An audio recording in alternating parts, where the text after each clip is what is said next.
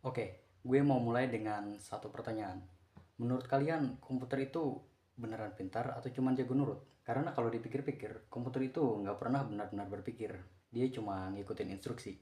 Nah, pertanyaannya, gimana sih cara kita tahu kalau suatu masalah bisa diselesaikan cuma dengan serangkaian instruksi? Disinilah muncul yang namanya mesin Turing.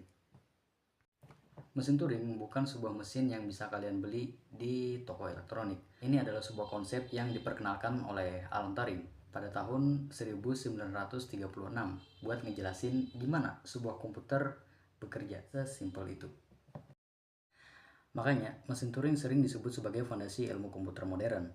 Hampir semua konsep komputasi yang kita kenal sekarang berawal dari ide sederhana ini. Jadi, sebelum kita ngomongin AI, aplikasi, atau software yang canggih-canggih, kita harus kenal dulu nih sama konsep yang jadi kakek buyutnya dunia komputasi, yaitu mesin Turing. Oke, sekarang kita udah tahu apa itu mesin Turing. Tapi muncul pertanyaan baru. Kalau ini cuma sebuah konsep, kenapa sih dianggap sebagai dasar dari hampir semua ilmu komputer modern? Nah, jawabannya ada di konsep dasarnya. Coba bayangin kalau kalian lagi main game, di dalam game itu pasti ada aturan yang harus diikuti. Kalau karakternya mau belok kanan, ya pencet tombol kanan. Kalau karakternya mau lompat, ya pencet tombol lompat. Semua aksi terjadi karena ada aturan yang jelas.